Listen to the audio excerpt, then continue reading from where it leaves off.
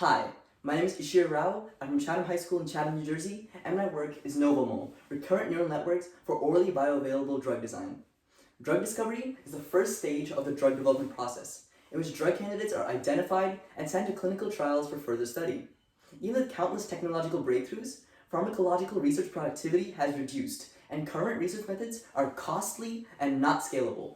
These issues present a clear need for a time and cost-efficient approach to drug discovery that reduces the failure rate of drug candidates. De novo drug design is a process of designing novel compounds with desirable molecular properties. Generative artificial intelligence models are being increasingly used for de novo drug design, as they provide researchers with the ability to narrow down their search of the chemical space and optimize for specific molecular properties. However, increases in accuracy and tests for efficacy are necessary before commercial use is viable. In this work, we propose NovoMol, an evolutionary approach to de novo drug design to optimize for specific orally bioavailable drug characteristics using LSTM-based recurrent neural networks. NovoMol follows a multi-step process, including initial data processing of orally bioavailable molecules in SMILE string notation, training our long short-term memory-based encoder-decoder model to recognize patterns in these molecules, as shown here, and generate novel orally bioavailable molecules based on these patterns. We then rank these molecules using the quantitative estimate of drug likeness, known as QED, which is a metric used to determine how favorable a molecule's properties are. Ranging from 0 to 1, a high QED indicates favorable properties. Selecting the molecule with the highest QED, we then retrain our model several times using transfer learning, which takes inspiration from the success of evolutionary algorithms. Through this iterative process, 5 generations of our model are trained. After these iterations, we had 5 sets of generated molecules.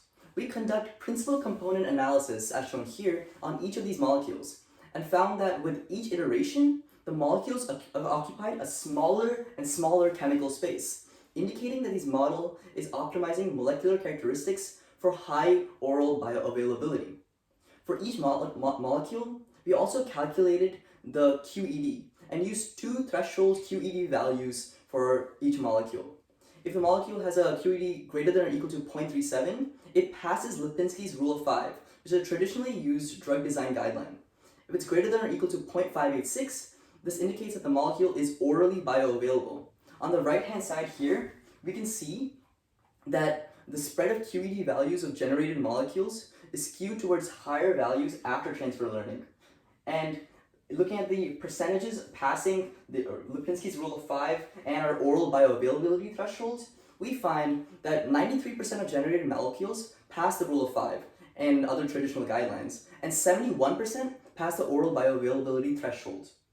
Here you can also see one of the example molecules generated by our 5th generation of NovoMol. To test the efficacy of NovoMol, we further apply it to design drugs for a specific drug target. In our work, we chose to design drugs to inhibit mutated platelet-derived growth factor receptor alpha, also known as PDGFR alpha. PDGFR alpha plays a significant role in the growth of tumors such as gastrointestinal stromal tumors and leukemia. The current state-of-the-art drug, imatinib, inhibits this protein and successfully slows down or stops the spread of a tumor in most patients. However, imatinib also has several side effects, so we can apply NovoMol to design more effective drugs. Training off of 450 known inhibitors, NovoMol was able to generate 311 potential drug candidates, which we virtually screened to calculate the respective binding affinities and binding poses to the PDGFR alpha protein. Out of our 311 generated candidates, 44% had a better binding affinity than the PDGFR alpha receptor on imatinib. 49.5% generated molecules that passed the rule of 5, and 16.4% passed the oral bioavailability threshold, showing the model still optimized for high QED and oral bioavailability. Here, you can see the PDGFR alpha protein and all of the generated candidates docked on it.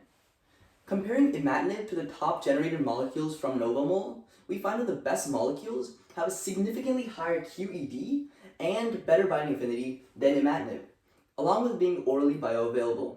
In fact, these generated molecules are consistently orally bioavailable and have high binding affinity. You can see here that our top molecule has a QED value of 0.686, whereas imatinib only has a QED value of 0.389. And our binding affinity is negative 12.9, which is much better than imatinib's value of negative 9.4. In conclusion, we developed Novomol, an evolutionary approach to de novo drug design to optimize for specific drug characteristics using LSTM-based recurrent neural networks. After transfer learning with 5 iterations, there were significant improvements seen in the molecules generated, which had much higher QED on average, indicating that the model effectively learned to generate orally bioavailable drugs. Novomol was then retrained to generate drugs with the oncoprotein PDGFR-alpha to inhibit the protein and the growth of tumors.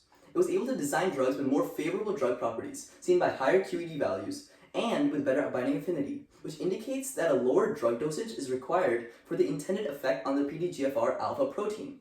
This is vital, since the lower the dosage, the less chance the drug will have as severe side effects. As a result, Novomol was able to successfully generate several promising drug candidates for a specific drug target.